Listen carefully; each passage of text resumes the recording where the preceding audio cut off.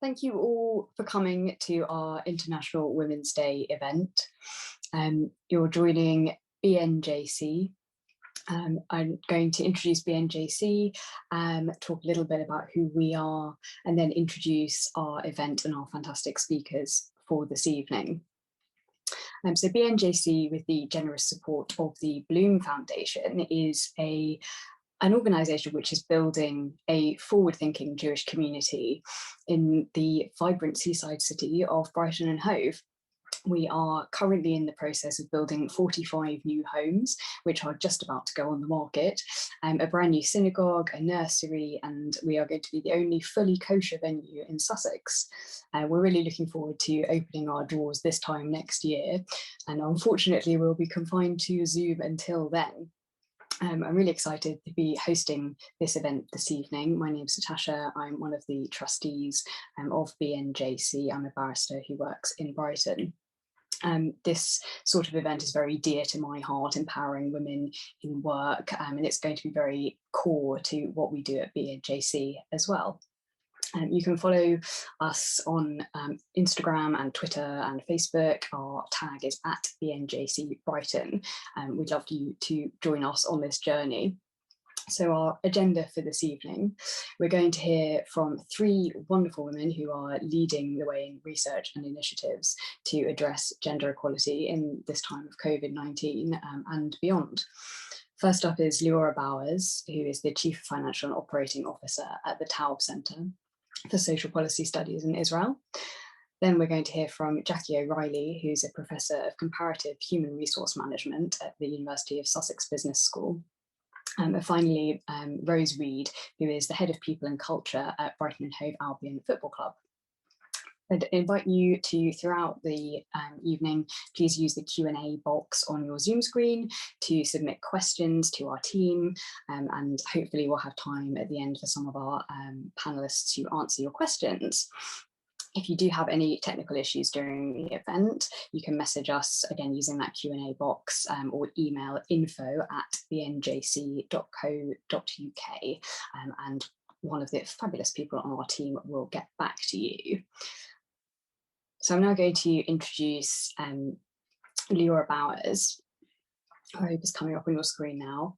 Liora is, as I said before, the Chief Financial and Operating Officer at the Taub Centre for Social Policy Studies in Israel. She's responsible for finance, operations and HR, alongside researching and writing on current socio-economic policy issues. She's joining us all the way from Israel this evening to discuss her recent published research on the impact of COVID-19 on women in the labour market in Israel. So thank you, Liora. Thank you so much for having me here tonight. And I'll just pull up a presentation that I'd like to talk through with you guys. So yes, really, I think this period of COVID has been transformational in a lot of different ways and has had major impacts. And one of the ones that I've really looked at closely is the impact on women in the labor market in Israel. So I'm going to share with you a little bit about that today. But before we jump into that, it's important to understand a little bit about the context of women in Israel before going into the pandemic. So on the one hand, women in Israel have a lot of children. We have the highest birth rate in the OECD by far, with 3.1 children per average per woman, which is well higher than the next highest country. And this is not just among the Haredim. This is actually the Haredi, the ultra-Orthodox population. We see it among secular and traditional Jewish women, similar birth rates between Jews and Arabs in Israel. And this means that there's a lot of kids, and the kids also start in frameworks early, whether it's daycares and nurseries soon after maternity leave is somewhere between 3 to 6 months. Usually kids are already starting at early ages. And so people here, women and men, rely really on schools and on daycares. And particularly because women are very active in the workforce. We have some of the highest employment rates of women, particularly by Jewish women in the OECD. And those rates have been rising very quickly over the last couple of decades. Employment has been also rising among Arab women, although it's much lower. It's doubled over the last 25 years and now is about 40%. We see ultra-Orthodox women working at high rates. And we also see mothers kind of across the board in the labor market. At this point, someone with young children versus a woman who doesn't have young kids, they have a similar employment rate. So women in Israel are working and they're taking care of a lot of children. And that's the backdrop in which we enter the COVID. And essentially what happened in Israel is what's happened in a lot of countries, which is we saw major increases in employment, a huge shock to the labor market.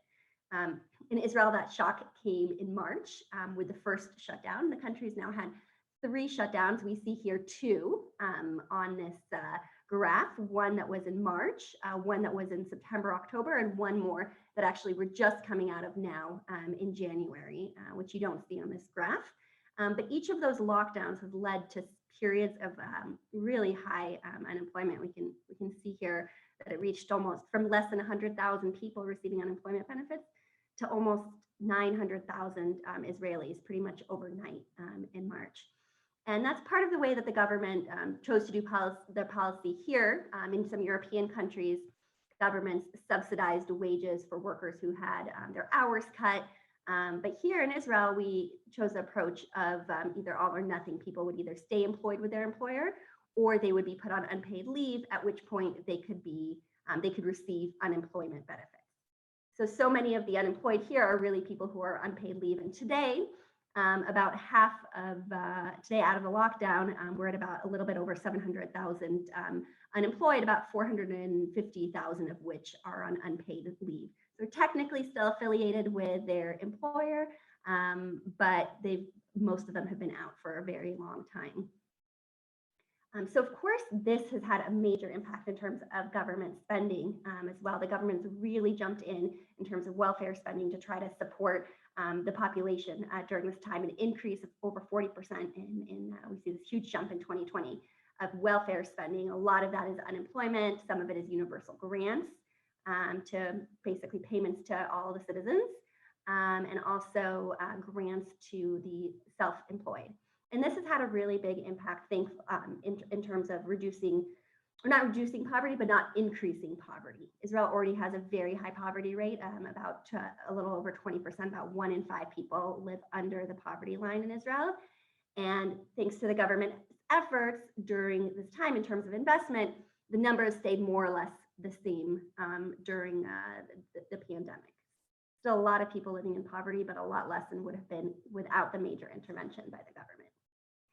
But getting to women, ultimately in Israel, like we've seen globally, essentially, women have been most affected, particularly in the job market and in a lot of other ways as well. And this is just some snippets of the research headlines from our research came out in the summer.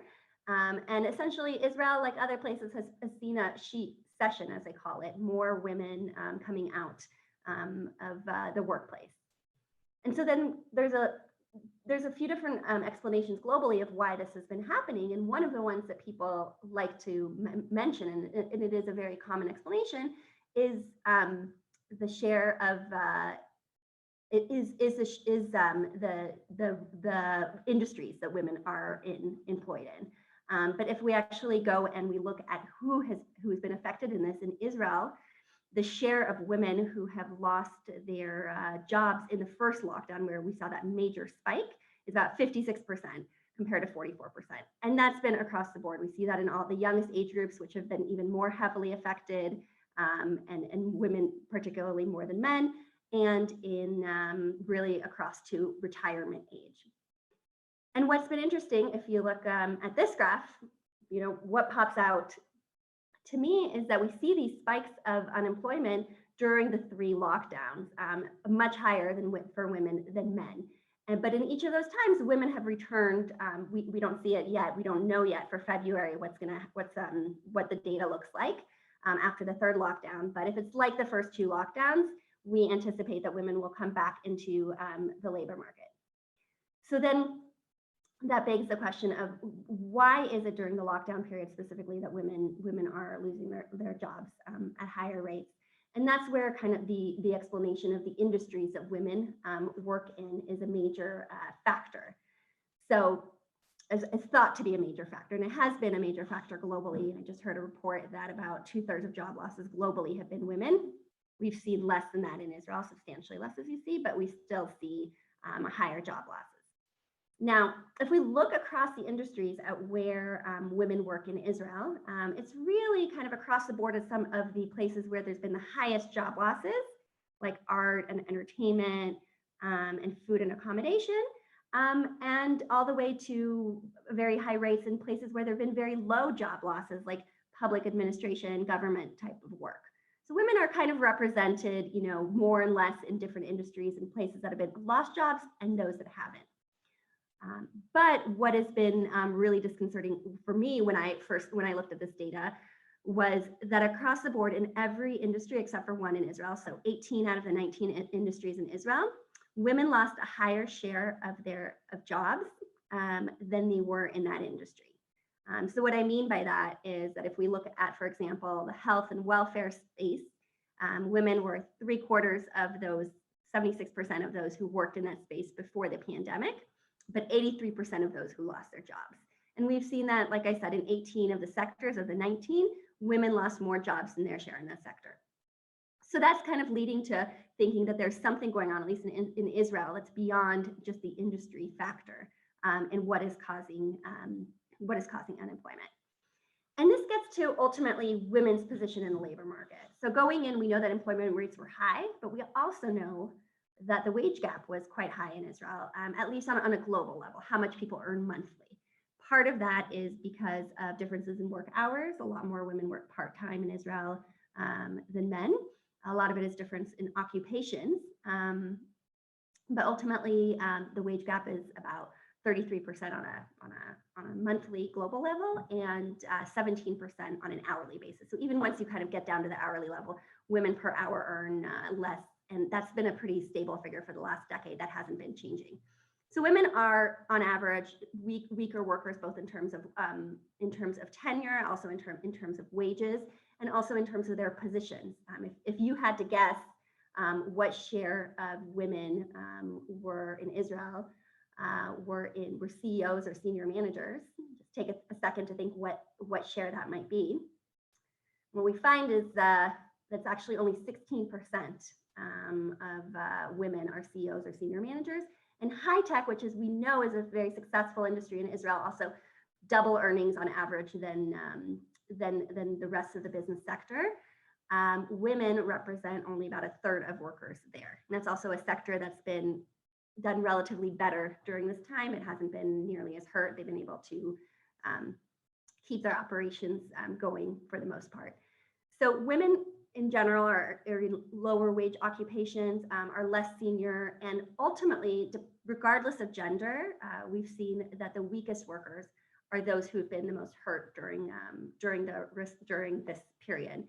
The average wage of people who lost their jobs was much lower than that of the average wage in the economy, and it's really been a factor of women also for families specifically who maybe needed to make the decision.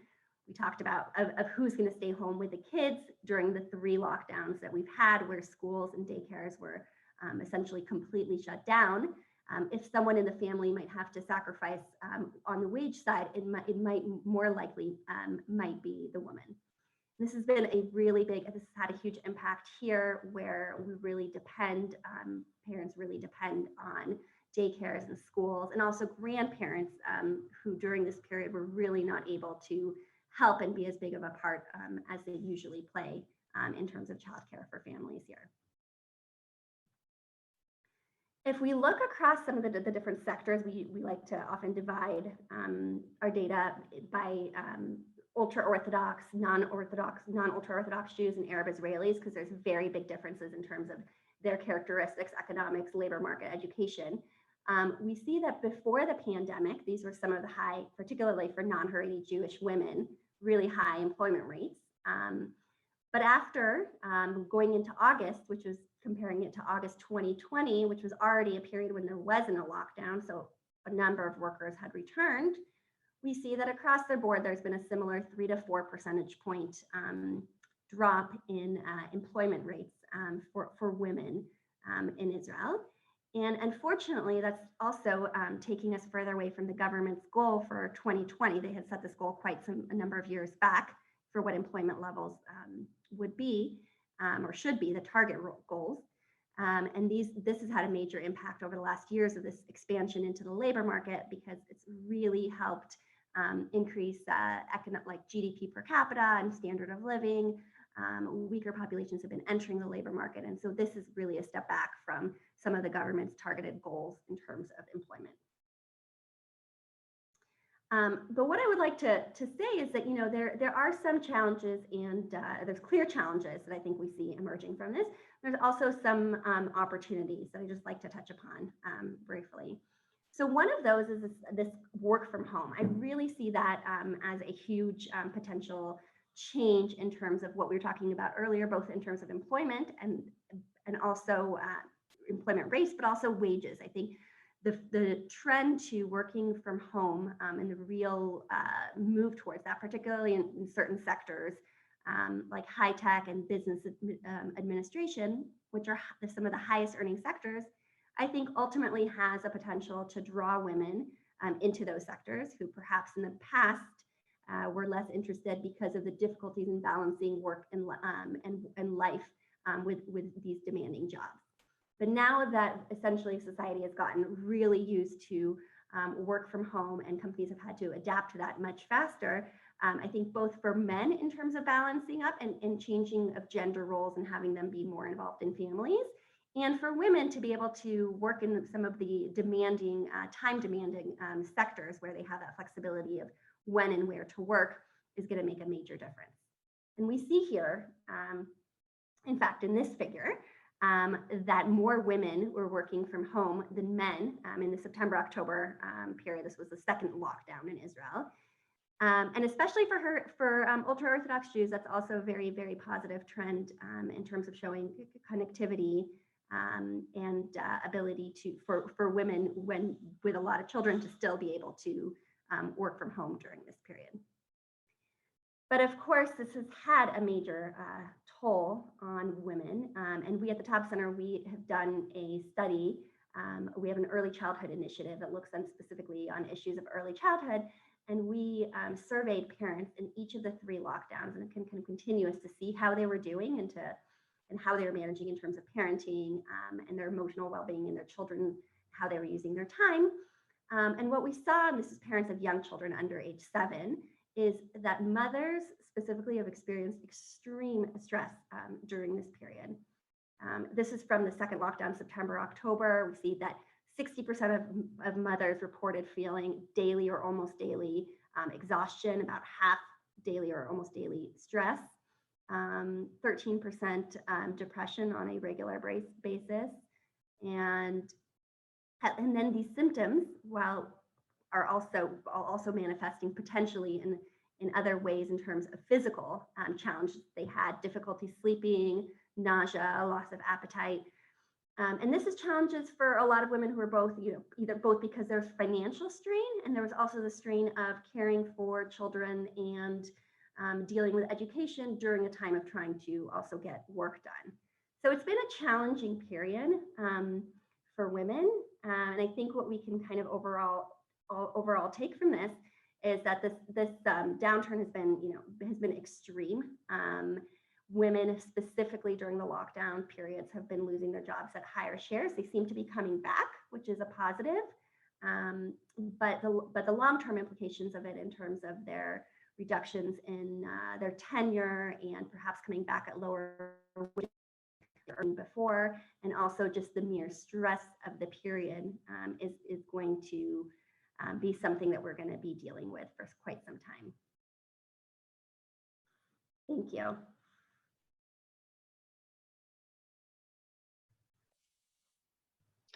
Thank you so much, Liora. That was really interesting. I've got loads and loads of questions I want to ask, but I'm going to stick to just asking a few. I thought that slide towards the end with the emotions and things that women and mothers have been feeling was really interesting. I don't know if you'd seen, there's some research that was published in the Times over the weekend, just for a comparative for this country, and it had graphs of what men and women were feeling compared to the start of the pandemic. And one that particularly struck me was men on low self-esteem felt that they had low self-esteem 17% more, but for women that figure was 28%. And similarly, there was one on motivation. So men had no motivation, they felt more like that, 33% more, and women 46% more. That sort of thing really worries me when looking at women returning to work. I don't know if that's something that you've seen mirrored in your research, that's having an impact. I think that there's some challenges with women returning to work, and one is that children continue to be unvaccinated. So every other day, but even periods of non-lockdowns, there is a school, there's a daycare that's going into quarantine. And you hear this left and right. I had my own experience of quarantine for 16 days because of my daughter who was exposed to somebody in her kindergarten. And that kind of stress of at any point you might have to go, stop what you're doing, stay at home for a period of days, someone might be sick, is really, really challenging. And I think that also there's, on the other hand, one of the other challenges that Israel is having is, especially for lower wage workers, which are a lot of those who've been affected, unemployment benefits. On the one hand, it's been really beneficial because it's kept people out of poverty in really desperate times. On the other hand, they're continuing through the end of June, and now it's hard for people to get back into the work mentality, because in some cases they might be getting 80-70% of their income from unemployment benefits, and the thought of going back to their job, which was maybe low wage, when they could be staying at home and getting 80% of their wages, is also kind of a problem. Dealing with this incentive issue, and how do you help people but make sure they also remain motivated? Yeah, I wonder if we're going to start seeing something similar here. One more question for you. I'm interested to know what you think the impact on young women is going to be, not necessarily when they go back to work, but in the years to come, maybe when they retire. Mm-hmm. Yeah, and we saw specifically young women were some of the, not only young people in general lost a high share of jobs, and women specifically, we saw much higher share, 60% were women of the young people who lost their jobs. And I think the challenge is not only in the immediate in terms of them going back to work, but it's also the question of at what wages will they be able to return at similar wages as they were earning before, or higher? Are they going to have to take lower wage jobs? And then down the line, in Israel, we depend very heavily on private pensions. It's a big part of retirement savings for people, much more than Social Security. And so what that means is there's actually mandatory pensions. Employers and employees have to contribute to them. And that is based totally on you being in the workplace and your salary. And so when people are out of work, they're not contributing even if it's a few months, there's a gap in terms of the contributions to their retirement. And ultimately, if they stay out longer, that's going to continue longer. And women, and that's why essentially I talked about the gender wage gap. The pension gap is even larger than that, because it takes into account differences in years of unemployment, differences in the wage gap, fact that women retire earlier than men in Israel, periods of maternity leave, and all of these things are going to have an impact down the line also on the pension gender gap. Yeah, there's definitely a big problem I've noticed here. I know Scottish Widows were running a campaign over International Women's Day about the pension gap. So any women watching this, go and check out their campaign. It's definitely worth doing. Thank you so much, Liora. Hopefully we'll have time for some more questions later. I'm now going to move on to introduce Jackie O'Reilly, who is Professor of Comparative Human Resource Management at the University of Sussex Business School. She's a co-director for the ESRC, which is the Economic and Social Research Council, funded research centre on digital futures at work. They have a fantastic website. I really recommend checking them out. Jackie is going to give us an insight into her fascinating research into how people are managing during COVID-19 and the gendered impact on this of this new digital age. So thank you, Jackie. Well, thank you very much for inviting me, and I'm really looking forward to your new centre opening, because it's just around the corner, so I often cycle past and wasn't quite sure what was going on there. So I'm looking forward to coming and enjoying lots of nice food and conversations with interesting people. So thanks for inviting me. Thank you to those of you who are working a bit later than the UK time. I'm just going to give you quick, oh, here we go, I can do it like that. A couple of slides without trying to overslide yourself. And also, I'm going to have a question for all of you. As it's late in the evening, I thought rather than I just talk at you for 10 minutes, but make sure I've got my timer on, I have a question, and the question is, which country has the highest proportion of female ICT graduates in the labour market? You can put your answers in the question and answer if you can. I don't know if that's going to work. So if you want to think about it, I'll come up in a couple of slides' time. So which country has the highest proportion of ICT women graduates in the labour market? Okay, what I'm going to do now is run through, give you a bit of a taste of some of the things that we're doing at our new research centre on digital futures at work, funded by the ESRC. And this is a new part of a new paper that we've just written. But it's also a little taster into lots of bits of research we're doing rather than a 1 hour lecture on the glory and the great. Okay, here we go. So first of all, one of the questions we're really interested in looking at the Digit Centre is how digital technologies make certain groups of people more visible. We only have to think of #MeToo, Black Lives Matter, but at the same time, other people get lost from sight. And I think the film I, Daniel Blake is a really excellent example of a recent Ken Loach film of how traditionally, in that case of that film, male manual workers with low education, traditional skills are increasingly excluded or left out or left behind because they don't have the digital skills that allow them to access, for example, universal credit or any of the benefit systems we currently have. So one of the questions we're interested in the big frame is like, who's connected, who's disconnected, and what does this mean in positive and negative ways for both men and women? And also these differences in intersectional inequalities that affect women as well as men, as well as women, and people from different ethnic backgrounds and across the generations. So lots of big questions to answer in 5 easy minutes. Some of you will be familiar with this book from Carolina Criado Perez that won the Book of the Year FT Prize in 2019. So she very effectively picked up that theme we're interested in on invisible women. And in that book, she argues how while human computers were initially women during the Second World War, also some very good films from NASA about that recently. Today, she says there's 11% of software developers are women, 25% of Silicon Valley employees, and 7% of partners at venture capital firms are women. So women are a really minority group within some of these leading sectors, as Liora pointed out, that earn a lot of money. And why is this the case? But also this is quite an American perspective. And what I want to show you, I thought I'd try and pull up some data from Israel, as well as from the UK and other parts of the global north and south, to see that these inequalities take shape in very different ways. So here's the question, whoops-a-daisy. Oh, which countries have the highest proportion of women ICT graduates and why does it matter? So a more diverse the IT graduates, the more likely that AI products will be useful for a greater section of society. And this indicator, which is based on data from UNESCO, allows us to get a kind of a measure or a temperature of what the nature of gender inequality is, and also how technologically advanced people are. Now, I can't see if I can answer my questions, whoops-a-daisy, from the chat. I can't, unfortunately. Oh dear. So I won't be able to pick up your answers yet until the end, which is a shame. Now, I'll be interested to see what people think.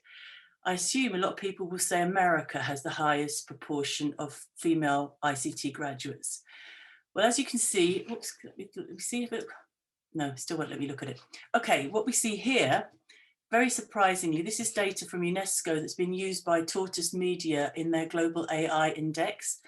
And what we find here, Israel. here shows you that just over 25% of graduates in ICT in Israel are women. Surprisingly, the highest proportions are in countries like Tunisia, Saudi Arabia, South Africa, Kenya. Canada comes in here at about 30%. Hong Kong, China, Denmark, Pakistan, Russia, America is slightly below Israel in the overall proportion. And the UK is here around 20%. Now this, I think, is data we've just started working on literally in the past couple of days. Right, this shows you that Israel here is, as I said, roughly in the middle of these countries. The UK is down here, about 20% of the ICT graduates are women in the UK. But what's surprising from the data are the countries that are here at the top, which seem to have a very high proportion of women ICT graduates, which are not countries you might necessarily assume. Okay, they vary a lot in size and there's ways of controlling for that. But the other question is, it's not just about getting the qualifications, it's about who's getting the jobs. So second indicator that we're looking at recently is looking at a survey from Kaggle, which is an online community of data scientists and machine learning practitioners. So what this indicator can measure is the types of people and what proportion of women are actually involved in this platform, looking at different data sets, how they build models, how they develop a data science environment and solve particular data science challenges. So it's an indicator of activity out there in the AI economy, not purely economic economy, but that larger ecosystem. And it can tell you what level of proportion of women are actually there. So let's have a look how we compare. Can you see my slides now, Natasha? Is that okay? I hope so. I assume so.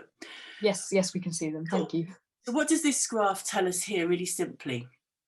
So for example, let's take Israel.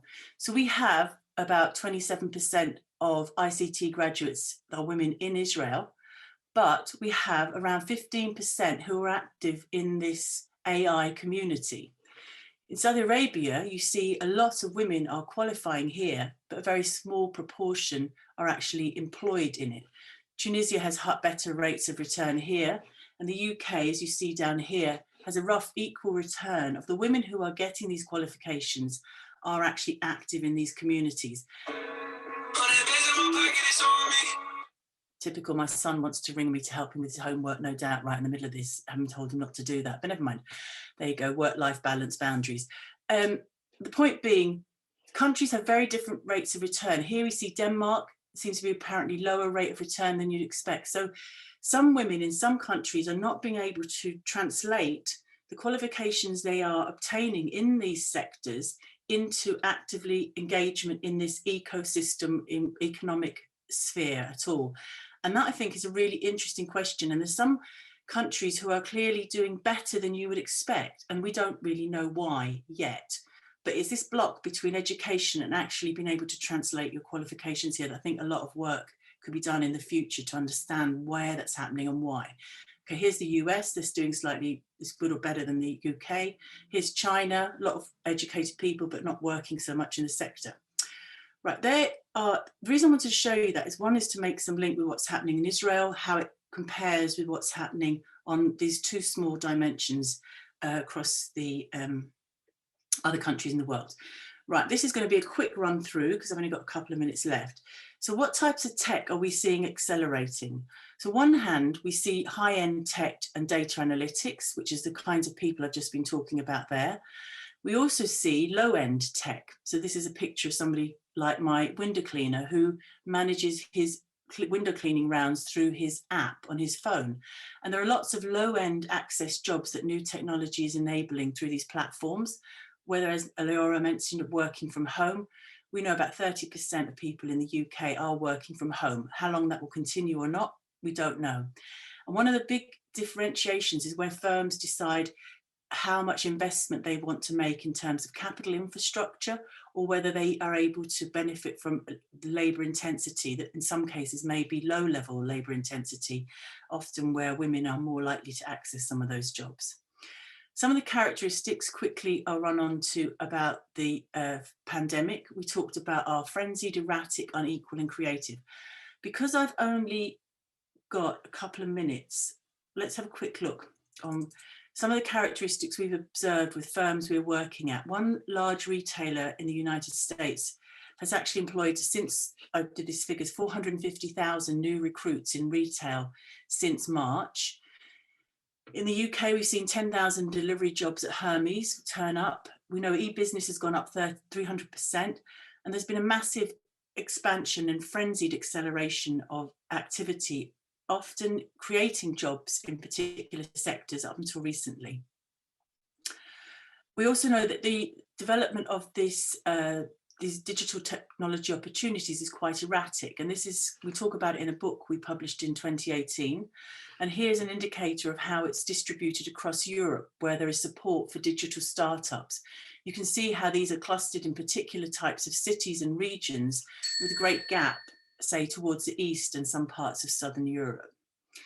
We also know that the pandemic has really highlighted inequalities in terms of household digital density. We're increasingly talking about the homework gap that pre-COVID was only really discussed in America, about households that lack digital connections. And one of the questions is this a really polarized phenomena, or is it actually quite fragmented, and the characteristics of the people in these households is very varied, and how we address issues around gender inequality and intersectional inequality will vary about these situated circumstances of households. And to be positive, we also know that people have been extraordinarily creative in developing new methods and ways of connecting throughout the pandemic. I can't go into all of that now.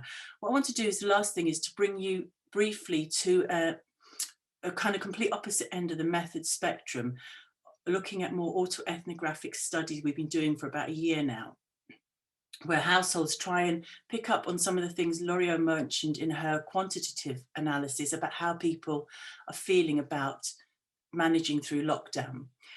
Now, there is actually sociology of pandemics where it illustrates that the things that are opaque or taken for granted suddenly become more transparent in these periods of uncertainty. So we had this international autoethnographic study with high-skilled knowledge workers working in households that were high digital density, i.e. they had a lot of kit.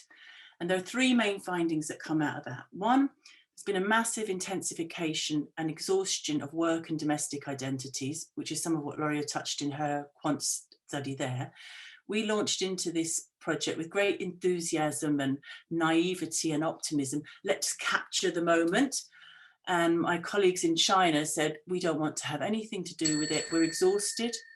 And I said to my other colleagues from the global north, do you think we're going to be like that in 3 months' time? And the answer was yes, we're on our knees as well, trying to manage all these different things. So one is intensification. Two is a renegotiating the boundaries between the physical, professional, emotional and financial worlds we live in. Some colleagues have encountered situations where households negotiate inequality completely 50-50. So in heterosexual dual parent households, the mum might say, okay, I start from 8 till 1, and the dad will say, okay, I'll start from 2 till 8, and they share it like that. In other households, the husband has gone up to his office, shut the door and said, my job's more important than yours, good luck, get on with it, and have created clearly the third point, which is this sense of comparison people feel and self-surveillance. So they measure what they're doing. Is it the right thing to do? There's a sense of silence, and how this silence is now transferred into voice through this period of lockdown and slowly opening up. So there were three of the characteristics we identified from that. And this is still ongoing work. Right, I'm going to briefly, what we want to argue is we want to think it's important to understand gender inequalities in terms of household inequalities, because they really capture, first of all, the relational aspect between women and other members of their families and communities. And secondly, it also differentiates intersectionally between basically middle class and working class families and other range of inequalities there. So this concept of how gender is understood needs to be understood through that lens. Right. Right, what can be done? Three things. One, skills, issues around supply side training, which is often very fragmented and needs scaling up, especially for young people. Two, contracts, in terms of how employers employ people in the future. Are these on 0-hour contracts? Are there better quality jobs? What jobs are there for young people that guarantee some stability? And thirdly, our consumer behaviour actually shapes the types of jobs that are coming up. So whether these are what we've seen through mass binge shopping and retail, the types of jobs that are emerging there. So there are three areas that governments and employers and employee representatives can work on. I think that's basically all I'm going to say. So if you want to get in contact with us, this is our links, and that's it. Sorry, a few minutes over, but I hope that's okay. Jackie, thank you so much. That was fascinating. I'm so pleased that you're looking forward to coming down to have interesting conversations, because you clearly had loads more on your slides that I want to discuss. One of the things that I'd really like to ask you about is when you mentioned household inequalities. I know that there's been this trend towards everyone working from home, including women. But prior to the pandemic, I know there was some research about women absorbing a lot more of the household work. So if there's a trend towards women working from home more, do you think that women are just going to end up doing loads more work if they tend to take on more of the household tasks anyway? The evidence we have, I mean, there's lots of different types of evidence. So the quantitative evidence you can measure is, for example, in academic journals, we've seen less women submitting academic journal articles during lockdown than men. And this is clear, and their productivity or output in those spheres seems to have gone down compared to men in a very specialised branch. Now, because they have other responsibilities. But we also have to temper that with the observations from the qualitative research, where we've seen some households are clearly negotiating really 50-50. It's really hard, but some of them are, and some of them aren't at all. I mean, to quite extreme emotional experiences where the idea of the sociology of pandemics, what was opaque before suddenly becomes transparent. And you know what, my job is actually more important than yours. And we've seen that on a very individualized micro level of how that works out in quite painful ways sometimes.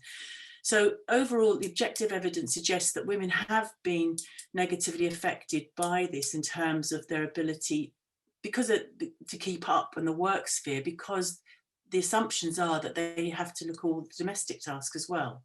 It's not for everybody, but it's the majority, and it has a spectrum of very positive and negatives. Does that answer your question? And I think we really differentiate between different types of households in terms of what capacity and resources women of different educational attainment and income levels and family responsibilities are able to draw on those resources to enable them to kind of defend or protect particular areas. And it really does vary between those household groups. And it also matters how men react to it. If men agree that, you know, your job is equally as important as mine, or maybe more so, because we have other households we've looked at where the woman's earning more and the man says, okay, you know what, you have to have priority and I'll do the childcare. So we have evidence of that too, that there's not one, there are average pictures, but not one. It's really interesting that there's so many differences. One more quick question, which is probably not a quick question. I wanted to ask you about the digital divide and what impact you think that will have when we come out of the pandemic. Absolutely massive. I think what's been really striking, I think Darshana Soni on Channel 4 was one of the first journalists to actually start talking about this, what's called in America the homework gap. And in the UK, there was relatively little research on this idea of disconnected families. There was really a kind of handful of articles about a year ago on this, and a lot of the research was coming, for example, out of the Pew Research Center in Washington. So what the American research showed you is people who are low educated, low income, living in low status rental accommodation were much less likely to have good digital connections. The research we have from the UK shows older people in rural locations are also less well connected. And what the school closures has shown you, how many households don't have a computer or don't have a router? And how do you have some households, like there was one, okay, this extreme case, but 6 kids and 1 mobile phone, the mums. So how do you do homeschooling? And one thing that made me slightly laugh a little bit, the BBC says, okay, we're going to come out and do a whole load of education. And if you want to find out about our educational programme, please go to www.bbc.co.uk. Well, yeah, but what if you don't have anything that gets you up? Okay, you have to go through the telly and work out. So I think the digital divide is absolutely clear that makes, again, this makes transparent the inequalities that existed before, but it makes it transparent when you're in lockdown in a way that it didn't when everybody's bobbing about the place in person. So yes, it's a really significant challenge and in multi-dimensional ways has to be addressed.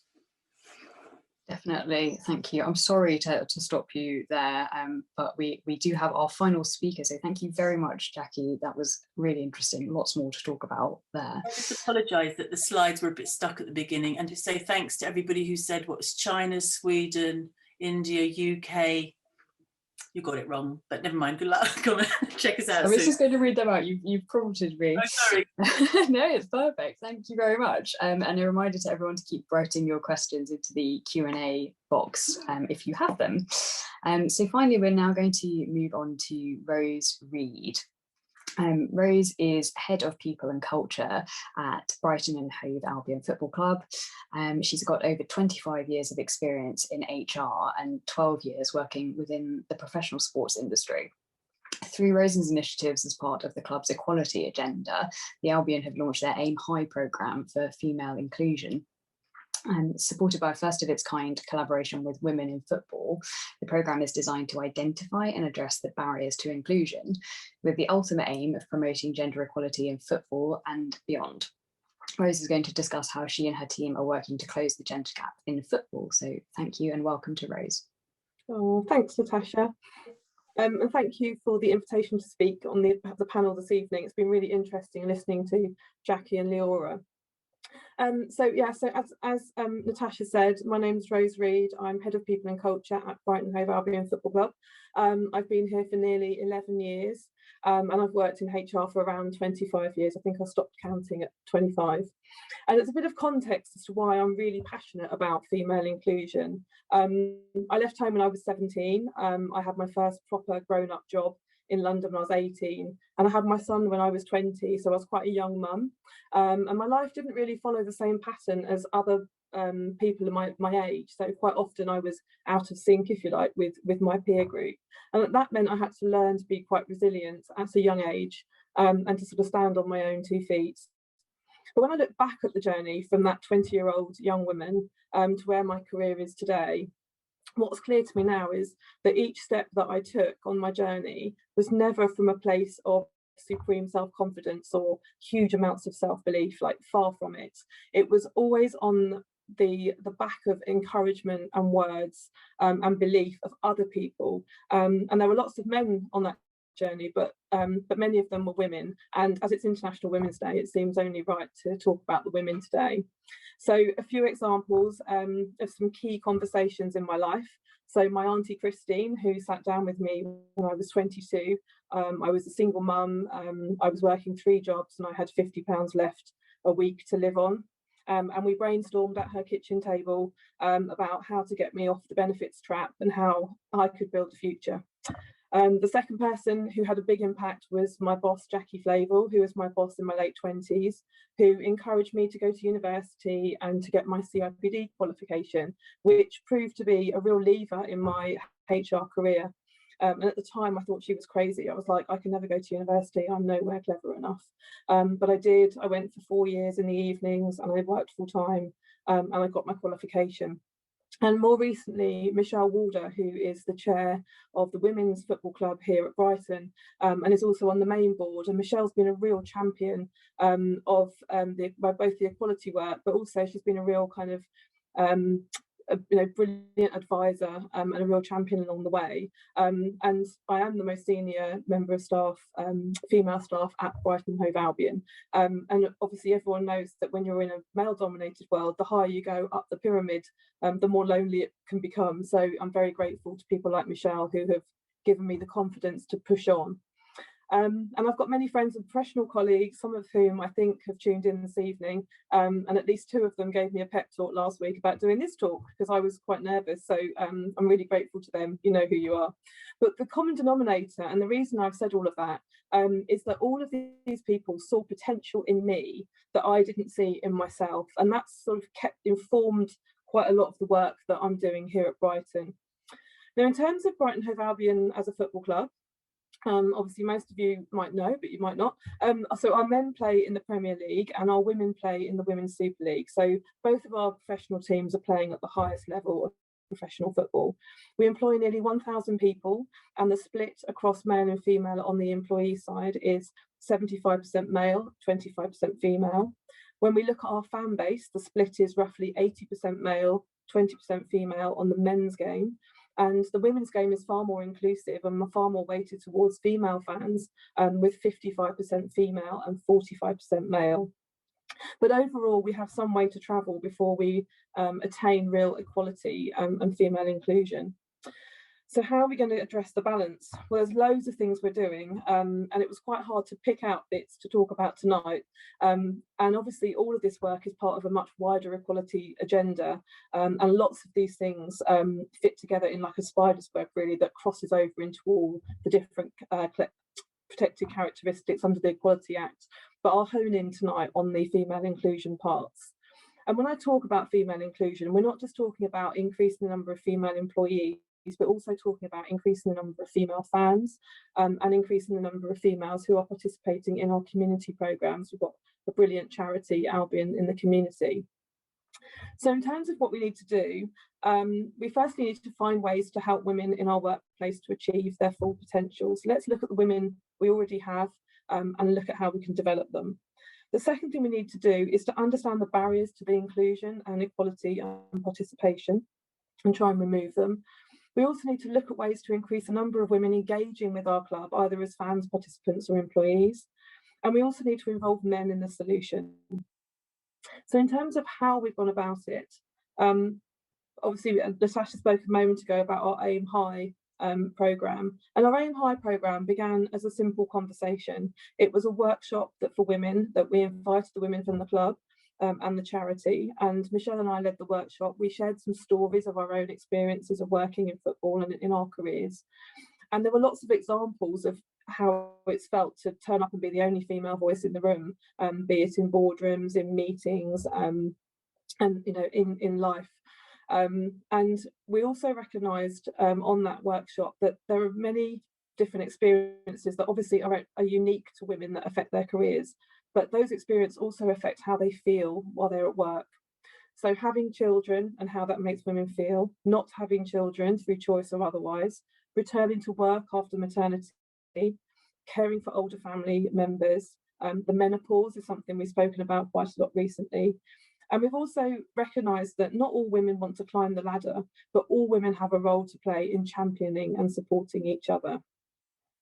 So from the workshop, what came out of it? Well, one of the strongest things that came out of that workshop was this theme of self-confidence and self-esteem. It was the biggest ask for support and training from the women who attended the workshop. So what we did was, Paul Barber, who's our chief executive, he also sits on the board of Women in Football, who are a brilliant organisation. And Paul recommended that we speak with women in football. So I reached out to Ebru Coxall, who is the chair of Women in Football, and Jane Purdon, who's the chief executive. And I told them all about the Aim High programme and what my vision for the future for female inclusion. And they were really excited. And what happened next was we actually became the first corporate member of Women in Football. And that's given us access to a whole host of resources. So it's given access to workshops. And the first workshops have already taken place in the last few weeks. And they are on self-confidence and self-esteem, so needless to say.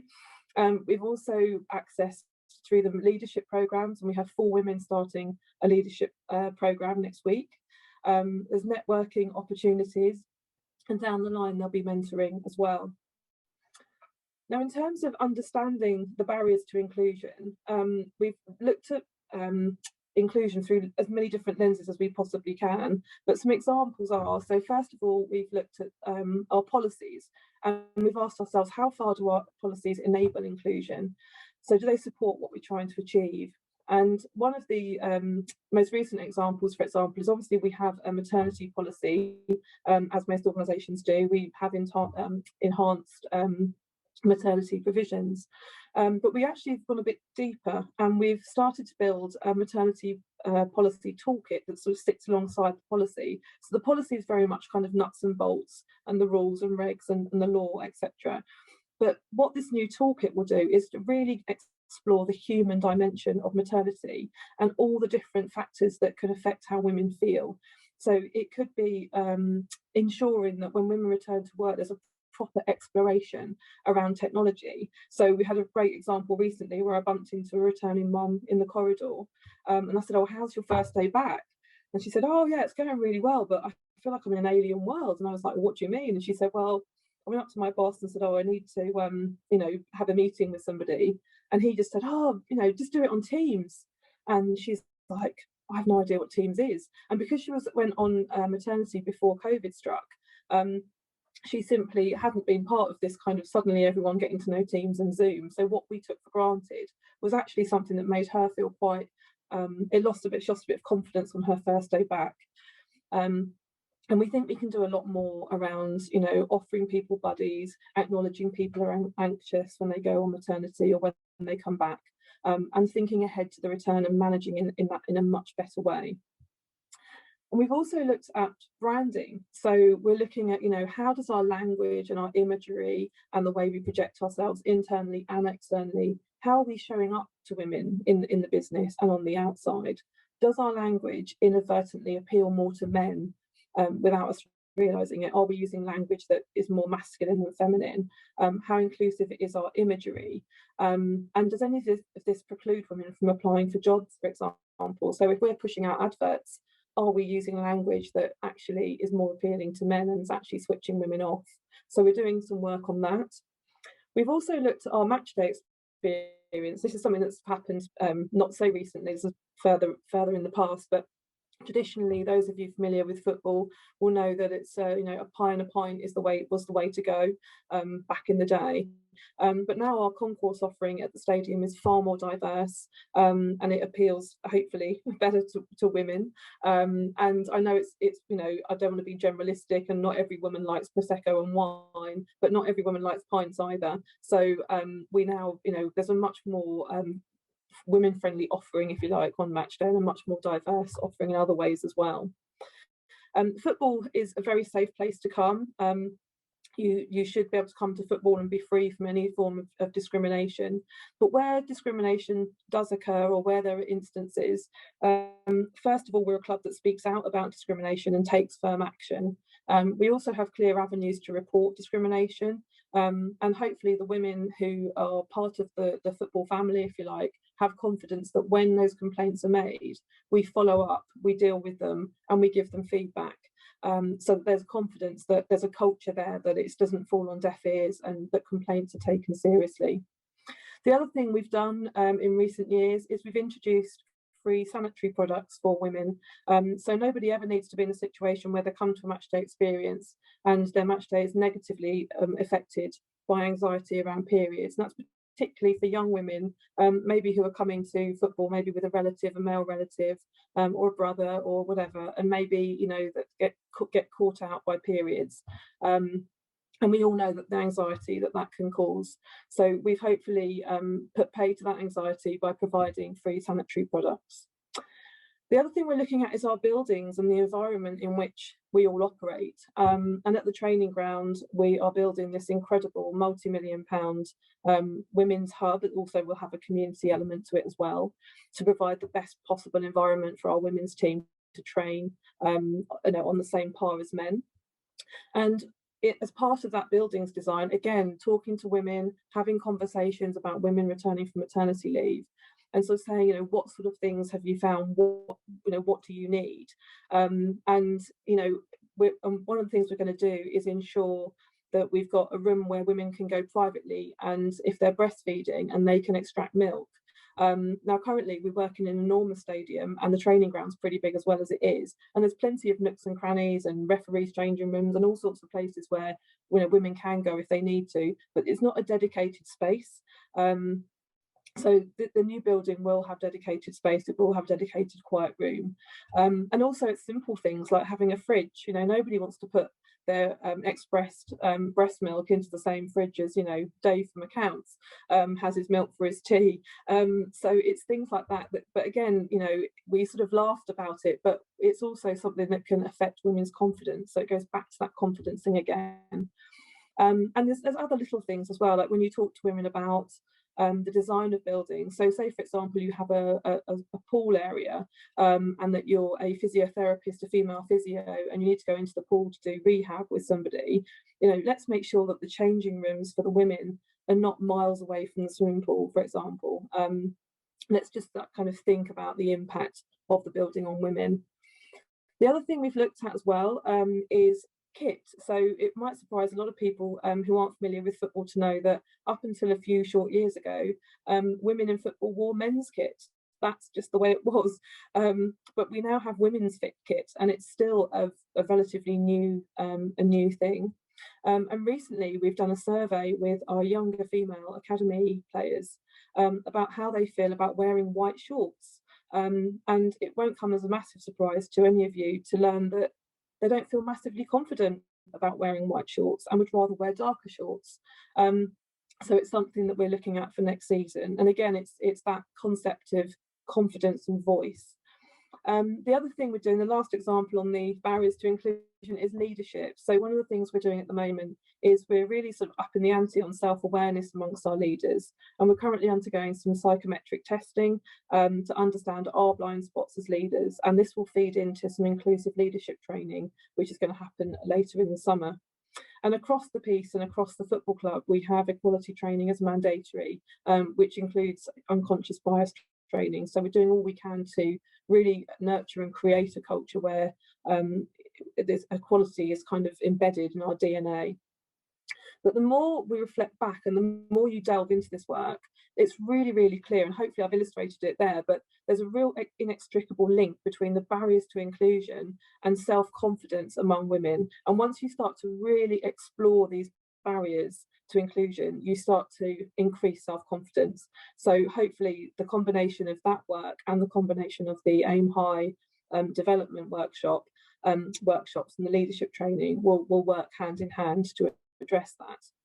So in terms of how men are involved, so obviously men are integral to this work, and in recent years we've done quite a lot for men around this inclusive piece, and as well as having a working mums group, we've also got what's called the Albion Fathers Association, so the AFA, and love an acronym, and they meet up and talk about all things dads, and also we've enhanced our paternity leave policy. So we used to have it statutory, but now it's 2 weeks of full paid, and 16 new dads took advantage of that last year. So that's a lot of dads being at home supporting a lot of women, which can only be a positive thing. And we need to educate and support men. And we've got some really great men here at the club who are really open to be educated, if you like. They really want to be part of the conversation. And we really want to help them to understand the lived experience of being a woman in football, help them to understand how to be great colleagues to us in the workplace, help them to develop self-awareness and support women when they're in a situation. So if a man is chairing a meeting and it's all men and you've got one woman in the room, help men to be aware of that and to understand how that can impact the confidence of that woman and how they can be more inclusive about how they might chair that meeting, for example. So where else are we going? So what does the future hold? Well, this summer, obviously, as I said before, we opened the multi-million-pound women's hub at the training ground. And then just under a year later, we're hosting 3 women's Euro matches here at the Amex for the Euro 2022. And in my mind, and kind of I've started to use the terminology around the place, but that's it, for my mind, this is the year of the woman.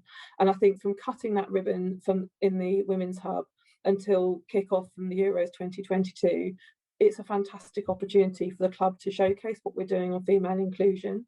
and look for as many ways as possible to invite women to connect with football in some way.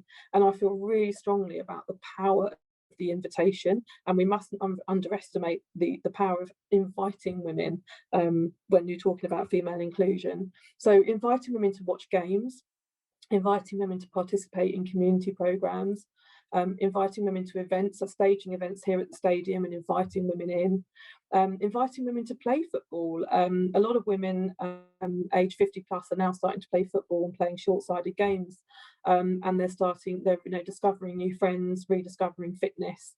Many of them, their children maybe have got older if they've had children, and it's a really fantastic way of women to connect with football, and that again feeds into confidence. And also identify ways to encourage women into predominantly male jobs, and encourage women to see Brighton Hove Albion as a prospective employer. And the other thing we're doing next year is we're adding menopause training to our suite of equality training. And I read a stat recently that by 2030, I think it's 20 or 25% of the workforce are going to be women over the age of 50. So, menopause training and understanding is not only important for women. Many women don't have much knowledge about the menopause, but also for men. And again, some of the men I've spoken to test the water on that have been really receptive to that, and are really interested in being part of that. So to sum up, I know I've gone slightly over time, but in summary, I think the key parts of the jigsaw for me are find ways to hear and amplify the female voice. So start conversations, understanding barriers to inclusion and equality, look at the business from as many angles as possible, so as many prisms as you possibly can, involve men in the solutions, educate everyone, and ensure your leadership is inclusive. And on an individual level, going right back to the message at the beginning, I say when you see potential in others, remember they may not see it in themselves. So your support could make a huge difference to women's lives and careers, just as the Christines and the Michelles and the Jackies did to mine. And that's it.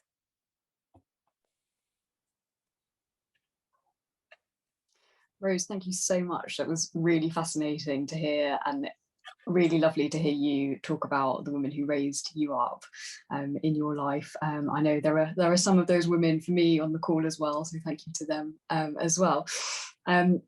Really interested to hear what you said about kit for women, because I had exactly the same thing in my profession.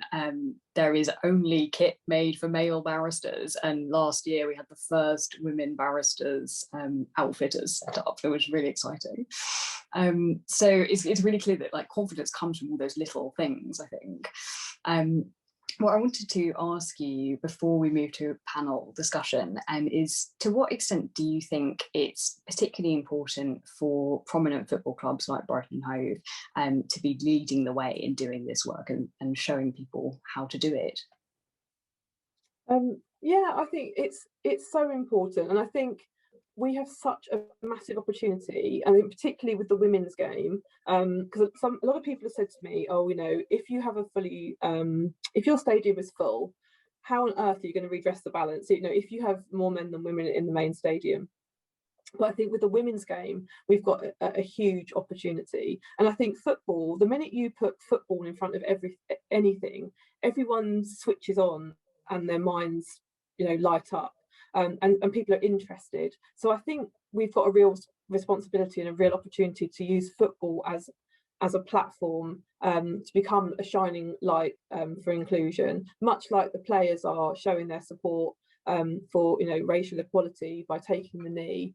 I think it would be a real shame if we missed that opportunity. So massively important. And a lot of the people in other clubs, like I've got loads of ideas for next year around the year of the woman, and one of the ideas I had, for example, was I had this thing about 1,000 women, and let's make sure we invite 1,000 women, whether it's to a football match at Crawley to watch the women play, whether it's to an event at the Amex, whether it's to an International Women's Day dinner. And then I thought, wouldn't it be great if all 20 clubs did 1,000 women? So we had 20,000 women, and then we had an International Women's Day meal with women from all different backgrounds come together at our stadia across the country. And I don't know if some technical genius could link us all up, for example, but wouldn't that be powerful, a powerful message? So there's lots of lots of sharing of ideas, and I think it's really important. Really excited to see where your Year of the Woman takes you. Sounds thrilling. So thank you very much to Rose for your talk. I'd now like to hopefully invite all of our panelists together. We've got some final questions for you. I can't see that they're coming up, but I'm hoping that they are. So if we just go back, I think, to Liora first, there's a question from the audience. Says, at the beginning of your presentation, you said that women in Israel have more children than elsewhere. And at the end, we saw the health effects of the pandemic on women. How much of a part do men play in caring for their children and the home? And if not much, why not? So Liora, I hope you can unmute yourself and come back and answer. Yeah, sure. I think that men actually do play a fairly active role in childcare in Israel. I mean, the data shows that, however, that women, even in dual earning, even when both the men and the women are working in a household, women, this is before the pandemic, were doing about 60% of childcare and housework compared to men, even in cases where they're both working. But men, it is common part of the culture that men also pick up their kids from school, from daycare, who are involved. I think that is definitely part of the Israeli culture, but no doubt women do the burden. And what happened during the pandemic is that, essentially, as we said, more women came out of the labor market, particularly during the lockdowns.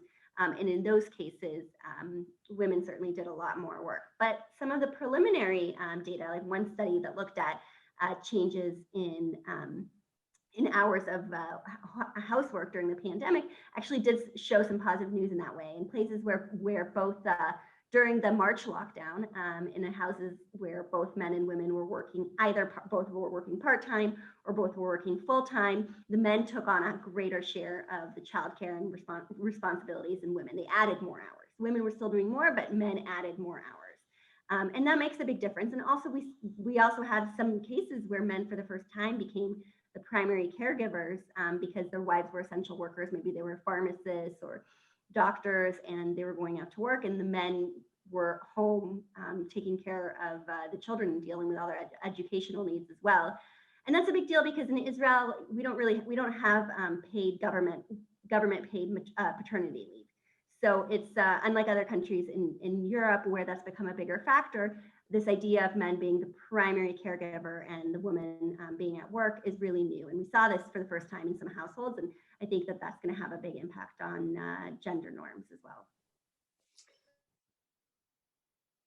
To some of the other questions we had too, so hopefully people feel like their questions are being answered. I've got, I think I'll do one more question for Jackie and one more for Rose, and then we'll have to close. So for Jackie, it's a question, a local question. Do you know how Brighton compares to the UK more broadly in terms of gender equality? Oh, that's a hard question. There's you can hear me, yeah? Yeah. There is some work being done by things like Working Families, and the council did a lot of work on Fairer Brighton. It depends which dimension of inequalities you're looking at. I think the superficial version is people think they come to the southeast and it's all rich and lovely. And if you look at a really simple indicator that measures what percentage of different local wards have people been to university, and it's a really simple map.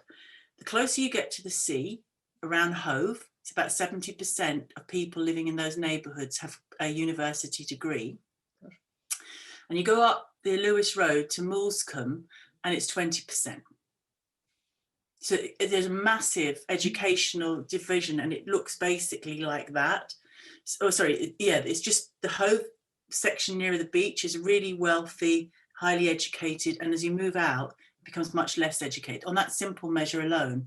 And then there's a lot of other things you can say. So people can have very different perceptions of what they think the city looks like wealthy in particular areas, but if you go out a little bit, it looks quite different. And I think also Brighton and Hove can be much more ethnically diverse than people think. They think because there's not many black people here, it's very white. but actually you just go around our neighbourhoods and check out how many different churches there are or religious buildings. There's a real diversity there. So I just think, I can't answer it, depends which measure you want. Can I just say one thing to Rose? As a mum who grew up with my kids in Brighton and Hove, I think your football club does an absolutely brilliant job of Brighton Hove Albion in the community. And I'll give you 2 examples they had. One, the footballers used to come into the junior school and read to the kids. Now, how cool is that, especially for little boys, to have a real life footballer? That was pre-Premier League days. It was still super cool doing something that was considered maybe not too cool for boys. Secondly, Hove and Albion community also had a lot of after-school football team training run by loads of very athletic young girls. Brilliant. Now, these may be tiny little things, but they really do shape the expectations of these small boys. It's cool to read and girls can play really cool football and beat you running around the pitch. Those little tiny things, I know they're not going to change the world in a week, but my kids are now 17, 18 and about 6 foot tall. They still remember that. And I think that's really important contribution they've made. And I've really enjoyed, being a mum of that. Anyway, enough of me.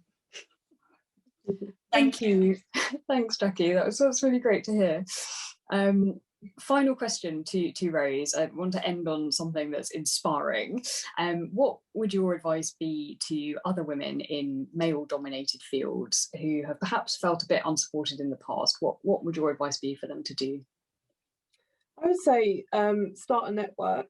I think I had a really interesting conversation with so Michelle. You have this kind of like little defining moments where light bulbs go on, and we were making an equality video going back a couple of years, and I said, right, somebody needs to talk on the video, someone senior, and I was like, oh, it's got to be Michelle, and never in a million years was it going to be me. I was like, no, far too shy, I can't do that.